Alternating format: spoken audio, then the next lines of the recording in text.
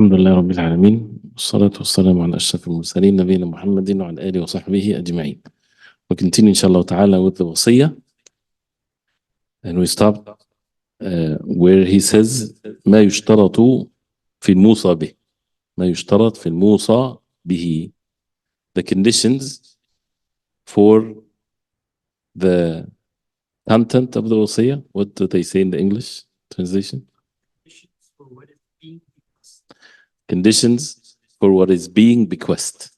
So the money that is being bequeathed, or the benefits, or whatever a person would have in the content of his wasi, certain conditions to be fulfilled.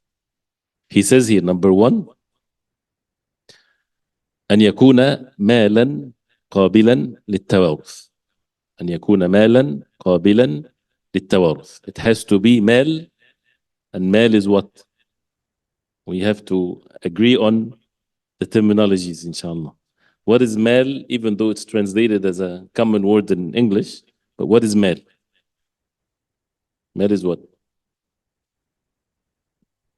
Anyone? An asset? Okay. What does an asset mean? Wealth? Okay. So it's not just money. Right. So al-mal, if we read the word mal, that means anything, يتمول, anything that has a value, that people can exchange and it has a value. Because there's also another condition that comes. So it has to be مالا قابلا للتوارث. That means this mal or this asset or this wealth or whatever there is can be inherited. Because some things might not be able to be inherited. You cannot pass on after one's life, something that is of no value. It's not to be inherited. That means you cannot write it in the wasiyah. What is an example for that? If someone, for example, haram, something haram, for example, which is, it's an obvious one. The haram money is of no value whatsoever. It has no value. You have to get rid of it. Get rid of it also for the benefits of the people, but you're not getting sadaqah. You're not making a reward as a result of this. This is just getting rid of it. So it has to be something that if a person dies without having a wasiyah or a will, then this, whatever that has a value, would be inherited to those who come after him. That's why, as we said, if a person dies and he has in his house furniture, this is part of the inheritance. And it should not be, while we continue, everybody lives the way that they were living before. Yes, they can, but everything has to be given a value, and then it will be distributed according to the laws of inheritance to the heirs, and then they can say, oh, this is going to be this for this, and this is going to be for that person, and so on. But it has to be given a value and then to be inherited. So the wasiyah, whatever a person puts in the wasiyah, it has to be something that can be inherited. Number two, أن يكون المال الموصى به متقوما في عرف الشرع. The mal or the asset or the wealth that the person would write in his wasiyah or bequest has to be متقوم. متقوم, that means it has a قيمة, has a value. في عرف الشرع, in the norm of the shara, in the religion of Islam. And the ulama talk about this, especially the Ahnaf, they mentioned this specifically, because some wealth is of no value religiously versus some wealth is of value religiously. Again, if a person sells a dog, for example, it's not permissible, right? So this is not of a value that is to be given. If it's a dog for hunting, whatever, it's to be given without selling it. So this is something that is not of a value according to the Shara. Even if people have it as a valuable thing or has a money or a number associated with it, it has to be متقوما في عرف الشرع. It has to be with a value according to the Shara, according to the Sharia. The money or the wealth that a person would write in his wasi. Number three, أن يكون قابلا للتمليك وإن كان معدوما وقت الوصية. That means it has to be قابلا. الشيء القابل, that means even though it's not going to be used for whatever is mentioned, but it means it can be used for something else. Like قابلا للتمليك, التمليك is to have ownership. So whatever this object that a person wants to write in his wasiyah and his will, has to be, if it's given as to a person as an ownership, it will be valid. So this is where you can write in your wasiyah. Something قابلة للتمليك. A house, for example. The house can be given to someone as to be owner of the house. So that means you can write a house in wasiyah as long as it's less than 1/3, as we know. So قابلة للتمليك, someone would own it. Otherwise, what's the wasiyah is for? وإن كان معدوما وقت الوصية. So the first part, if someone writes in his wasiyah something that is owned by someone else, of course, there's no valid point there. It's not to be fulfilled because it's not in his ownership, or something that people would never be able to own it. Wasiyah for fish in the water. Who owns this? Unless he has a pond and he owns it, that's a different situation. وإن كان معدوما وقت الوصية, even if it's not present when the person is making the wasiyah. For example, if a person would say he's building a house, right? And he says when the house is finished, it's going to be, he writes in his wasiyah that this house is to be given to so and so. So it's not present now, but it's going to be. So that's valid. كان معدوما وقت الوصية. Or can a person mix in the wasiyah something for a fetus in the womb of his mother? That's fine. But if that child dies, for example, then before it was born, that means it's not valid anymore. It's not to be given to the heirs. It's not to be inherited. If it's for a specific person and that specific person died at the time of executing the wasiyah, then it's just to be cancelled out. So even if it's not there. And one of the principles that it's important for us to remember that makes it easier, al-wasiyah is one of the uqud, or the contract of at-tabarru'at. You're given something as a gift or a charity. It comes into, some of the rulings are similar when it comes to gift, even though there's major difference, and that's why al-hiba or al-atiyah is a different chapter. Gift is a chapter in al-mu'amalat because it's a form of exchange, even though it's a hadiyah, a gift, but has rulings to it, ahkam to it, and conditions to it. So the like of the hiba or the gift or the wasiyah or charity, the norm in it is that يعفى فيها عن الجهالة والغرر. To overlook the jahala and the gharar.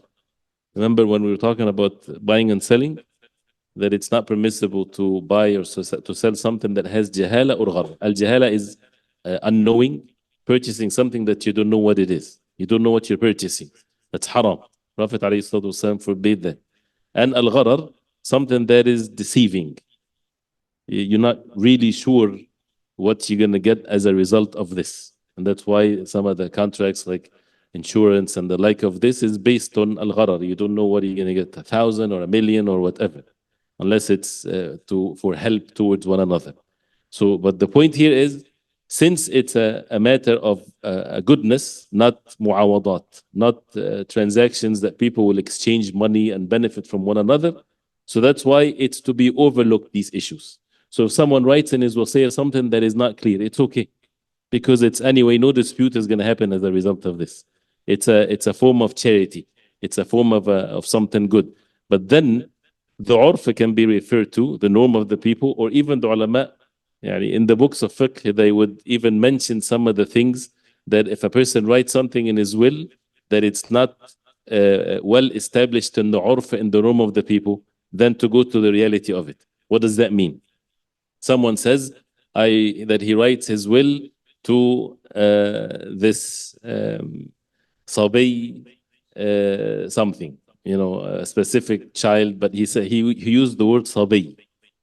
To some people, sabi might refer to a child like under less than 7 years old. But if it's not clear what exactly he means, then they have to refer to what is really this word linguistically means. So they always mention in the chapter of al-wasiyah these types of terminologies. At-tifl, at-tifl is what is the child. What is the limit according to the shara, according to the fuqaha? What is the age of a tifl, the child in Islam? 7 years old. Less than 7, he's tifl. He's a child. From 7 till before the age of puberty, he is sabi, ghulam, as the Prophet ﷺ said to Abdullah ibn Abbas, Ya ghulam, or صبي مميز, he's able to differentiate things. So certain things to be given to him, even though he's not responsible for his actions yet. Not to think that if he's not a child, that means he's now mukallaf, he is responsible for his actions. No.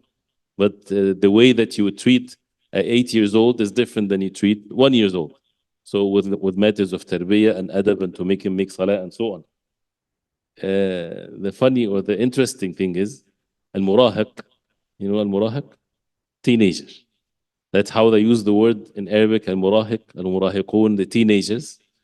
The teenagers in, in the Shara, the word murahiq is the one that is right before the age of puberty. So when he's close to the age of puberty. So if the age of puberty, say 15, the one that is 13, 14, that's the teenager. Not all the way, all the teens, no. Only right before puberty, he's murahiq. Once he is in the age of puberty, all the way till he's 40 years old, this is the shabab, this is the adult, of course, right? But this is the youth years. Does not start when he's 18 or, you know, it starts from the age of puberty. And then from 40 to 50, it's called kahl. The one that has gray hair and things like this, but he's still kahl. Kahl, this is right after that. And then from 50 to 70, that's Sheikh. Sheikh is from 50 to 70. After 70, I call him Harim. Harim, you know, he's old till the end of one's life. But anyway, so why they mention this in this chapter? To specify or to make dabt, to clarify the terminologies for everything, such in case that the person wrote his wasiyah and he mentioned some of these words and people do not really know exactly what does he mean. So then they have to refer to the reality of it. The same thing, what does it mean for certain animals and things of that nature. So it has to be something that can be owned, even if it's not present at the time of the wasiyah. And it's okay if something that is not clear or something that has some, you know, giving, you know, a person would say, for example, he would give this abd for whatever he works for so and so. And it's not very clear exactly what he's going to give. And this is another benefit if you want to write this down. If you look at the books of fiqh, why they always mention the abd, the slaves, when people, sometimes they feel uncomfortable talking in the books of fiqh about the abid and in buying and selling and things like this. There's a wisdom behind it. Why? Because as the ulama, they say, if they write an example of something that is in their time, that might change later on, it become not clear. But when you describe a human being is the same human being. You understand? So at all times, you would understand the example. It's not about the slavery itself. It's about the fact that he is a human being. And no matter where the book of fiqh is being studied in any part of the world, there are human beings. So they will be able to understand the example, describing the human being. If they were describing, for example, a certain medicine at their time, or the cleaning you know, materials that they used to use, or words that can be changing from time to the other, the books of fiqh is supposed to stay at all times. So that's why they were very critical in this, to use the examples that people after hundreds of years, they would still understand what is meant, even though if it's not something that is applied in their lifetime. So anyway, number 4, أن يكون الموصى به مملوكا للموصي أثناء الوصية. Whoever a person would make a wasiyah of something, it has to be owned by the person while he's making the wasiyah. Again, this is a very obvious one, so that the person does not make a wasiyah in something that he does not own it while he is writing the wasiyah, because things can change. If it changed and he's still alive, then he has to change his wasiyah, since, as we said, the wasiyah is not obligatory if a person is still alive. A person can change. Some people might say, a person writing his wasiyah that he would give 1 million and it's only 1.00% of a person's wealth. He's super rich. So you give all that money for such a great cause, for the poor people in his town or whatever there is. And then after a few days, he change it. Doesn't that is a bad sign for the person? Not necessarily. As far as the permissibility is concerned, you know, it's permissible, because the wasiyah is for something to be done after he dies. He's not given it in his lifetime. Otherwise, it becomes waqf. And the waqf is not permissible to change. But the wasiyah, he's writing after he dies, this is what's going to happen. Then he can change it anytime he wants, as far as the permissibility is concerned. So the issue of ownership. Number 5, ألا يكون الموصى به معصية أو محرما شرعا. That الموصى به is again the wealth or the subject or the content is not a sin or something that is haram. So he cannot, for example, he have musical instruments, and he would say that after he dies, these musical instruments goes to so and so. This is haram, so it's not to be fulfilled. So the wasiyah has to be only, or to be given money for something bad, that he wants the money to be spent in something bad, something evil. Then it's also not to be fulfilled, of course. So it has to be something halal, not haram. So this is the conditions with al-musa bihi. We talked about al-musi, right? There's the musi, the one that is giving the wasiyah, the owner. And there's the musa lahu, the place or the one that would benefit from the wasiyah. And now we talked about the content itself, the value or the wealth itself. And there's also, this will come inshallah ta'ala, which is anwa' al-awsiya, which is, here he called it anwa' al-awsiya, the types of awsiya, the guardians. And that's in the books of fiqh, it's called al-musa ilayhi. So we have al-musi with a kasra on the sad, that's the owner. What's the musi in English? The big what? The one making the bequest. So this is in Arabic al-musi, all from the word al-wasi. Al-musi is the one that is making the bequest. Al-musi, al-musa lahu is the other side of the wasi. Who's going to benefit from the wasi? Can be an individual, institutions, or whatever. Al-musa bihi is the content. Al-musa ilayhi, it's close to al-musa lahu. But al-musa ilayhi is the one that is supposed to execute the wasiyah. Because who's going to get the wasiyah fulfilled? It's not going to be left like that. Who's going to actually distribute it? Has to be a certain individual or an institution or a lawyer. For example, people would say the wasiyah is with the lawyer. And then when a person dies, the lawyer is the one that's going to sit with the family and says, this is what happens, and he opens the wasiyah like this. Unless a person didn't specify, then still the wasiyah is to be fulfilled. But before that, he mentioned ithbatul wasiyah. Ithbatul wasiyah, that means, what's in English? Confirming the wasiyah. How to confirm that this is a valid wasiyah? Because anybody can say, well, I heard him before he died, he said this. So how to confirm it, how to authenticate it, basically. He says, yundabu bil ittifaq. Yundab, that means it's recommended. Al-mandub is like the mustahab. So yundab, as a present tense, bil ittifaq, agreed upon. Kitabatul wasi, to write the wasi, to have it written, so that there's no ambiguity in it. It does not cause, disputes and things like this. But this is yundab. So what's the hukm? If you're asked, for example, in the exam, what is the hukm of writing the wasiyah? Is it fard? Say, for example, someone that the wasiyah is wajiba upon him. Someone that has to have a wasiyah because he has a debt on him. So he has to have a wasiyah. So the ruling for that person that he has to write the wasiyah, does he have to write it down? No. Yundab.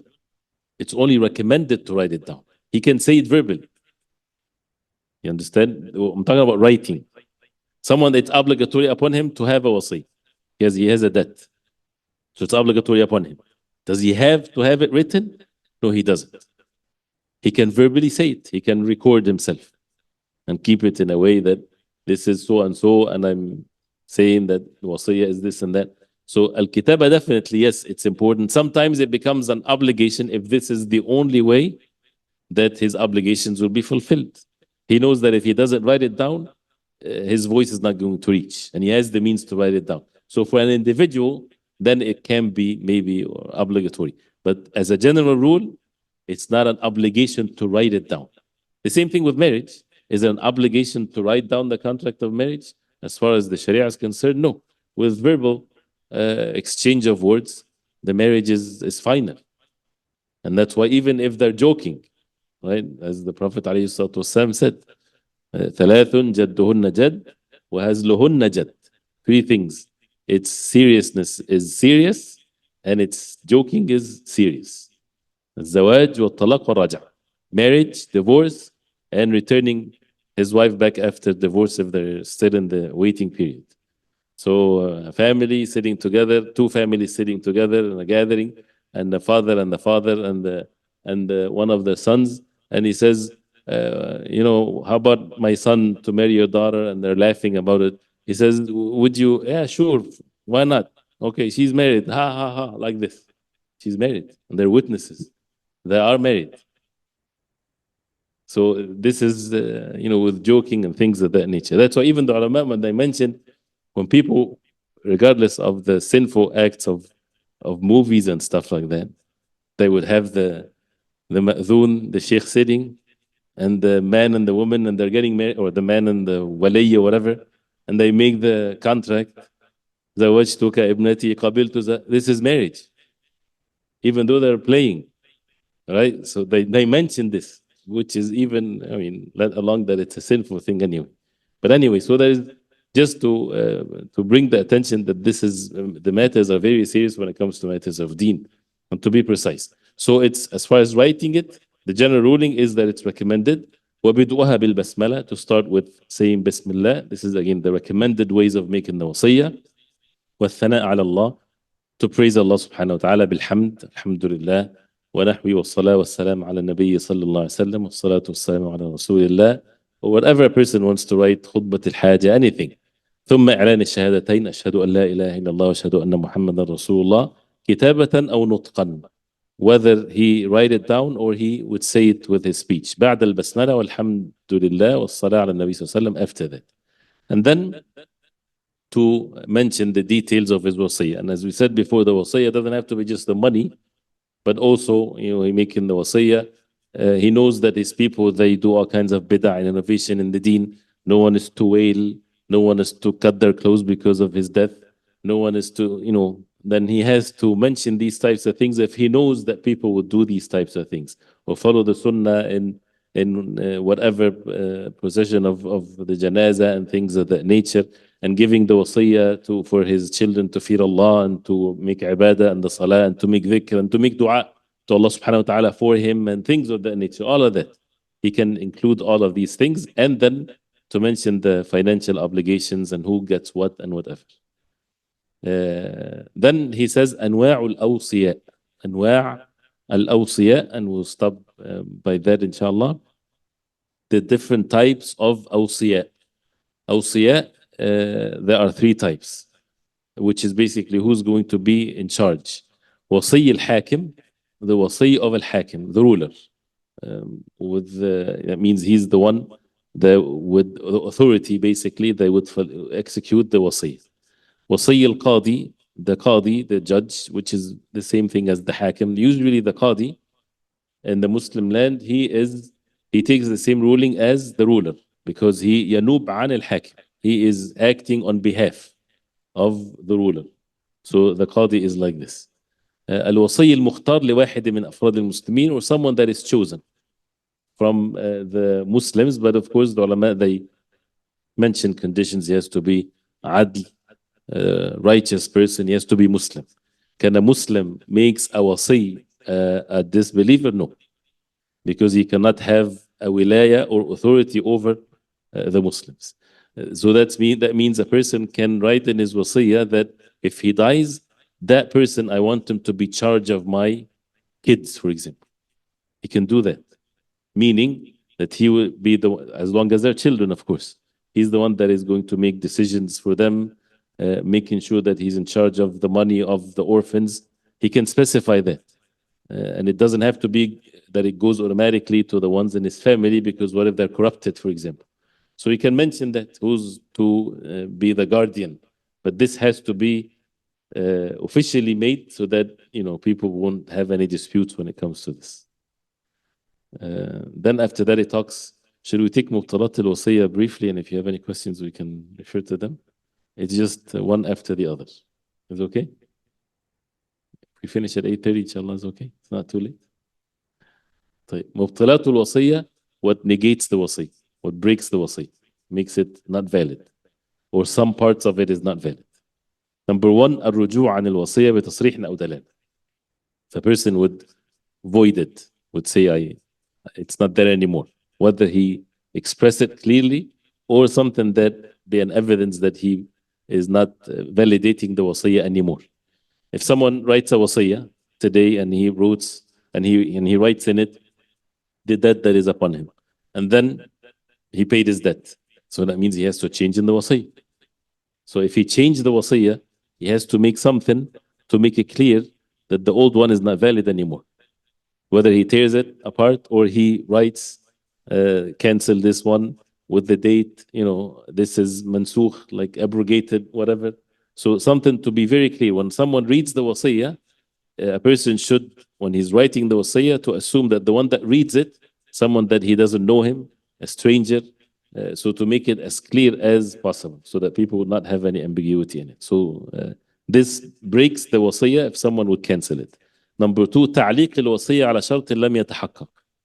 To make the wasiyah condition upon a condition that it did not happen. So a person writes a wasiyah that if this person gives birth of that child gets such and such. Then she did not give birth. Then the child doesn't get anything. So it's based on a condition. Or if that person finished the Quran, he writes in his wasiyah that he gets $1,000. He didn't finish the Quran. Then he doesn't get anything. Things like that. And how long it takes, this is something that ulama debated. What if he finishes the Quran after 10 years? Then is there a specific time? Usually it's something done right after the person dies, not something that can be wait forever. Number three, عدم وجود تركة تكون محلا للوصية. عدم وجود تركة تكون محلا للوصية. There is not having something that a person left behind for whatever wasiyah that he wrote. Basically, he's making wasiyah for something that does not exist. So he made a wasiyah for that his car is to be given to this charitable organization. Then when he died, his car was not there anymore. Whatever, for whatever reason. So there's no wasiyah there, of course. زوال أهلية الموصي. الموصي who is the موصي? The one that makes the bequest, the wasiyah. زوال, the removal of أهلية. Al-ahliyah is the ability. What's the word ahliyah? Because it's a very legal terminology. Number four. No longer legally capable. Okay, but it's not what is legally. But yes, it's in the sense that yes, he doesn't have the ahliyah. And this word is used a lot in the books of fiqh, whether a person, when it comes to his money, he's the safi, whether he's foolish or he's insane, what level of insanity that he has. Because if he's one day he's good, the other day he loses his mind. So there's certain abilities that he can make. So he's completely faqid, is in state of loss of the ahliyah, is not not capable whatsoever, or partial or whatever. So this is details of this. So when the musi does not have the capability, is not legally valid to write a wasiyah, then it's not valid. ردة الموصي عن الإسلام عند بعض أهل العلم. If he والعياذ بالله becomes a murtad, according to some of the people of knowledge, because of the differences of opinions, he becomes a kafir, so his wasiyah is not to be respected. Why? Because the same thing with al-mirath, with inheritance. If the two parties, the inheritor, the one that owns the money versus the heirs, if they have different religions, they don't inherit from one another. They have to be upon the same religion. رد الوصية من قبل الموصى له. If the person that's supposed to benefit from the wasiyah, he says, I don't want anything. So that means that the wasiyah is not valid. Right? If he refuses. No one can refuse the inheritance. Because it's by Allah subhanahu wa ta'ala, they have to have their share. They take it, they do whatever they want to do with it. But the wasiyah, a person can say, I don't want it. So number 7, موت الموصى له المعين قبل موت الموصي.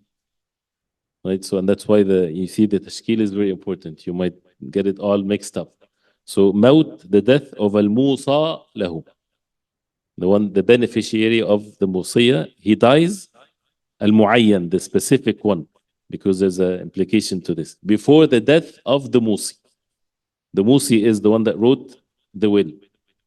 He wrote it for his cousin that his cousin gets $1,000. His cousin died before him. So there's no wasiyah for the cousin because he died before him. And does it go to his children? No, it only goes to the al-muayyan because he specified an individual. But if it wasn't muayyan, if he says in his wasiyah, I want $1,000 to be given to talib ilm, a student of knowledge, right? That's not a muayyan. It's not a person with his name. So if a student of knowledge in the town died, it doesn't matter. Someone else can be given the wasi. قتل الموصى له الموصي. قتل الموصى له الموصي. قتل is killing. الموصى له is who? The one that benefits. If he kills who? الموصي, the one that wrote in his will, something for him. So you understand what is being said? What's al-Musi? Al-Musa lahu is what is it called? Al-Musa lahu. So the one for whom the bequest is made, he kills the one that wrote the bequest for him. Someone wrote a bequest for his cousin again, or his neighbor that he gets $1,000, but the neighbor killed him, so he doesn't get anything, of course. And the same thing, inheritance is void as a result of that. Number 9, هلاك الموصى به المعين أو ظهور استحقاقه. هلاك الموصى به المعين. If the موصى به, if the wealth that is specific is halak, is destroyed, is not there anymore, then of course the wasiyah is not valid. It was there, but it got destroyed, crops or something of that nature. What does number 9 says? Property is destroyed or its rightful owners are. نعم. أو ظهور استحقاقه, or the rightful owner comes up, which is different than the musi, which of course that negates the wasi. The last one is تبطل الوصية إذا كانت لوارث ولم يجزها الورثة. The wasiya is void, is negated if it's to warith, heir, someone that's supposed to inherit anyway by the laws of inheritance. And the waratha, the inheritors, they did not approve it, as we said. If they approve it, then it's okay. But what is upon many of the ulama is that it's still haram and it should not be executed and it should not be done whatsoever. If they want to, after they get their ownership, they want to give something to that person, that's fine. Did I go so fast? Is it clear? Should we take the hadith and then if you have any questions, inshallah.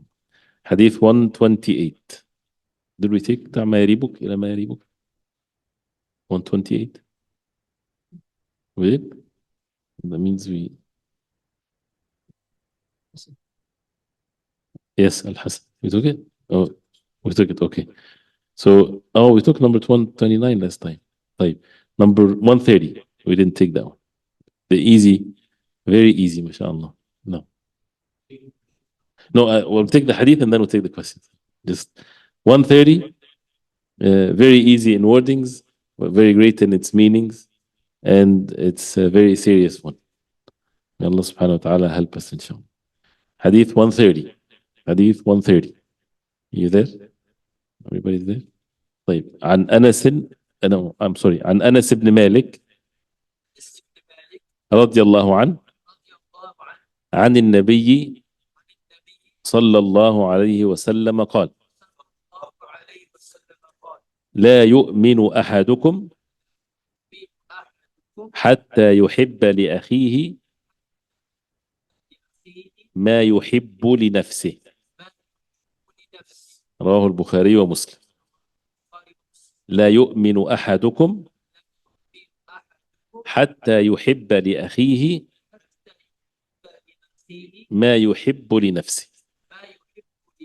Which means لا يؤمن أحدكم, any one of you would not believe, لا يؤمن حتى till يحب, till he loves لأخيه, to his brother, ما يحب, what he loves لنفسه, for his own self. And لا يؤمن, either it means he does not believe, that means he's a disbeliever, or that means he does not complete his iman, linguistic. When we say it means, as the ulama, they say it means he does not complete his iman. Why did the ulama, they say that? Because there are general rulings in the deen of Allah and ayat and hadith. And this is where you can take one linguistic meaning to mean something if it goes against the major principles of the deen. Right? So the major principle of the deen is that the sin does not take the person outside the fold of Islam. So the meaning of لا يؤمن أحدكم, that means he does not fulfill the perfect state of al-Iman. And as we know, there is the Islam and Iman al-Ihsan.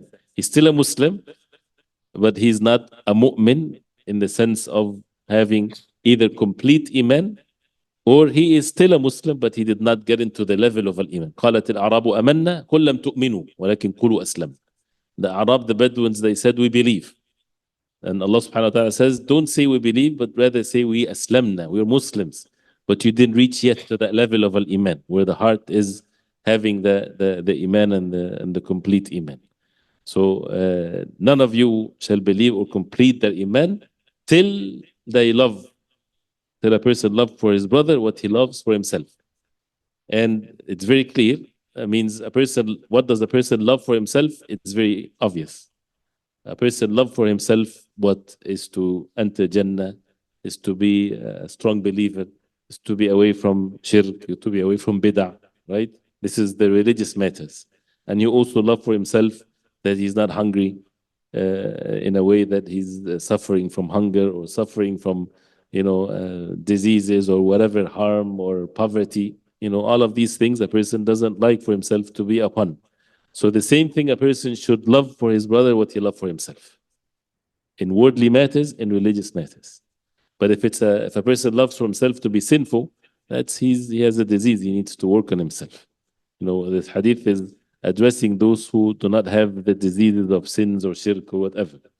So, and that's a serious hadith as we see, and it's a deed done by the heart, and it has its truthfulness in one's actions, and that negates the hasad and the envy and the like of this, and it shows that this is a very serious one because it affects one's iman. So even, subhanallah, the people of Ahl Sunnah, as mentioned, they are أعلم الناس بالحق. Sheikh Santani rahimahullah, he says they're the most knowledgeable people of the truth. وأرحم الناس بالخلق. They are the most merciful towards the people. So even the people of bid'ah, the people of shirk, the kuffar, the sinners, a Muslim should what? Should, first of all, it says لأخيه, right? So there's the broader sense of it, meaning that a person wished for everybody to be upon the truth. But also if the circle of Islam is spacious enough for them to be a Muslim, if they're Muslim, that means there's the Ukhuwatul Islam here. That means he loved for them what he loved for himself. So he loved for them to be away from the evil actions, from the sins, from the bid'ah, from the shirk. Not that he wants to be superior over them. And therefore he would give the nasiha, and he even would boycott if it needs to be boycotting, because of the benefit of saving the deen and also saving others from falling into the evil actions, all with ilm, of course.